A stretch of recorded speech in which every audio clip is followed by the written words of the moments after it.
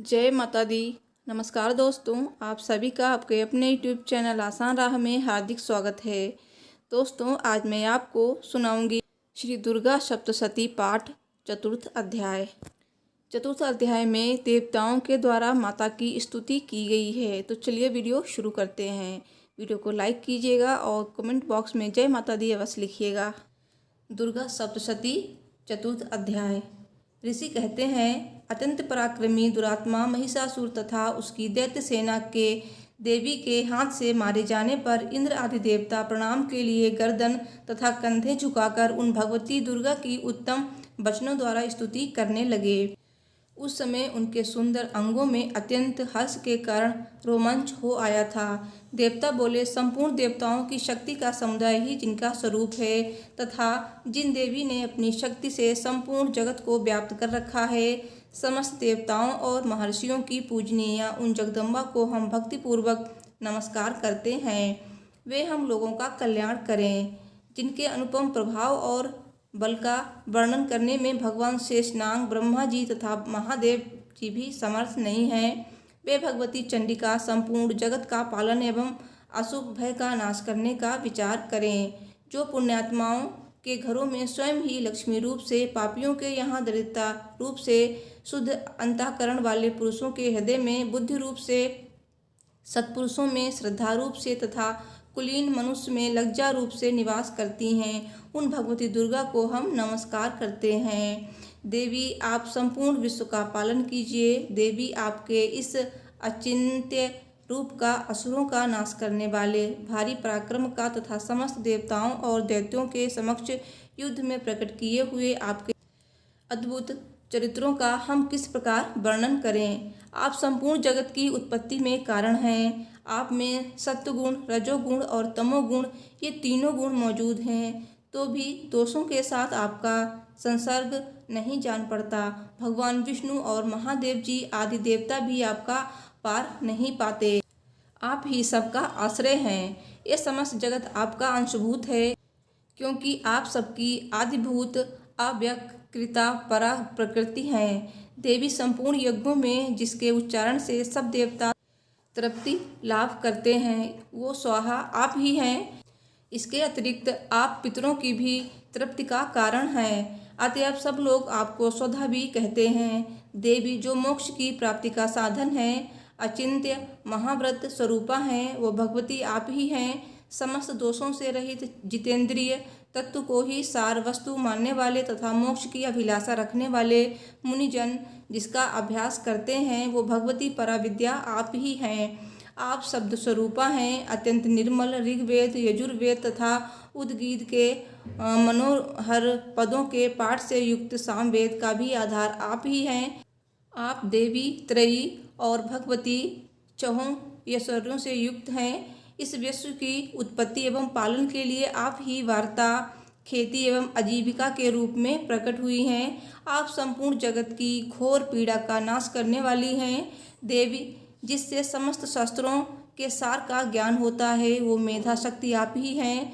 दुर्गम भवसागर से पार उतारने वाली नौका रूप दुर्गा देवी भी आप ही हैं। आपकी कहीं भी आसक्ति नहीं है।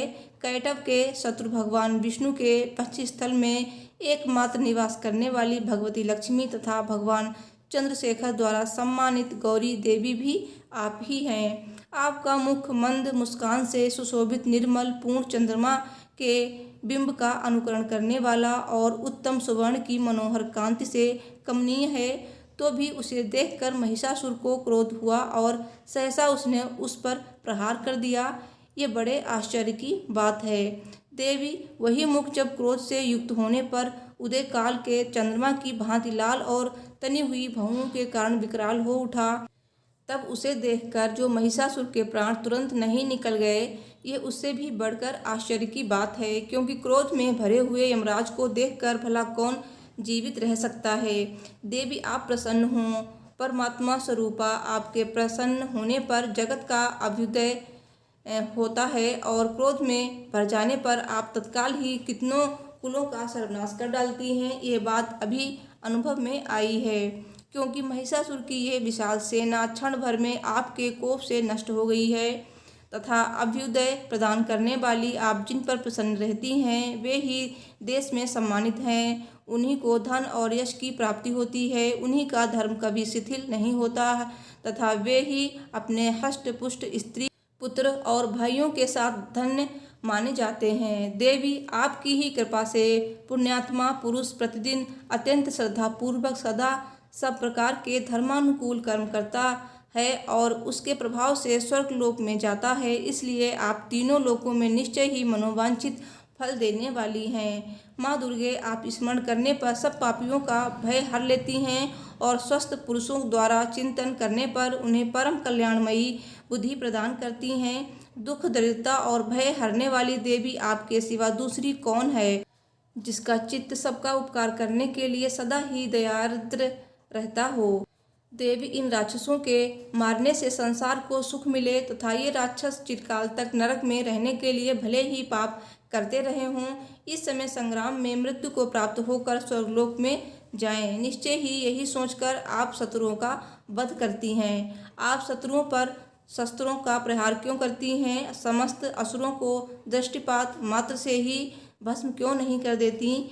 इसमें एक रहस्य है। ये शत्रु भी हमारे शास्त्रों से पवित्र होकर उत्तम लोक में जाएं। इस प्रकार उनके प्रति भी आपका विचार अत्यंत उत्तम रहता है।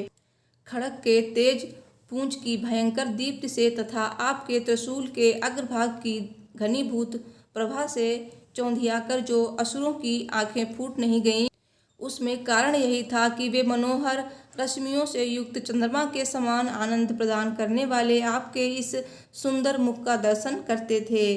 देवी आपका शील दुराचारियों के बुरे बर्ताव को दूर करने वाला है।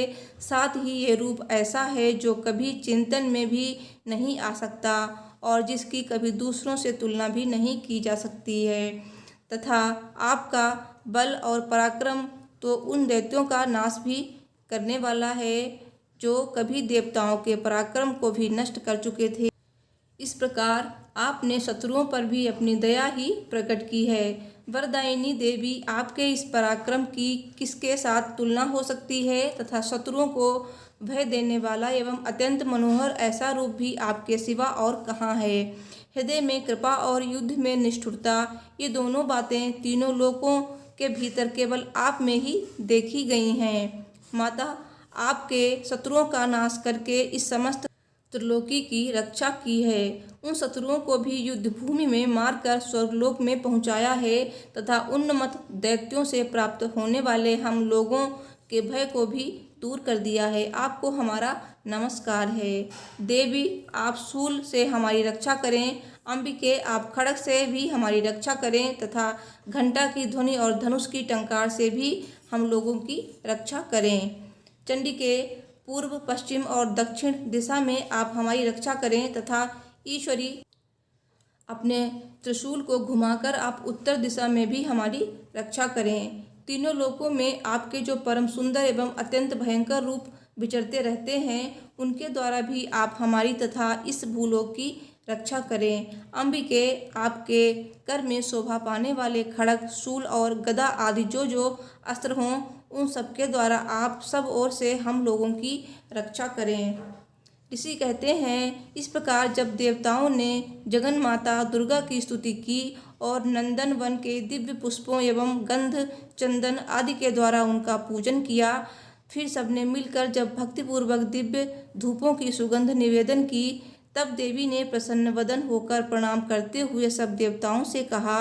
देवी बोली, देवताओं, तुम सब लोग मुझसे जिस वस्तु की अभिलाषा रखते हो उसे मांगो। देवता बोले, भगवती ने हमारी सब इच्छा पूर्ण कर दी, अब कुछ भी बाकी नहीं है, क्योंकि हमारा यह शत्रु महिषासुर मारा गया। महेश्वरी, इतने पर ही यदि आप हमें और वर देना चाहती हैं तो हम जब जब आपका स्मरण करें तब तब आप दर्शन देकर हम लोगों के महान संकट दूर कर दिया करें तथा प्रसन्नमुखी अंबिके, जो मनुष्य इन स्तोत्रों द्वारा आपकी स्तुति करे उसे वित्त समृद्धि और वैभव देने के साथ ही उसकी धन आदि संपत्तियों को भी बढ़ाने के लिए आप सदा हम पर प्रसन्न रहें।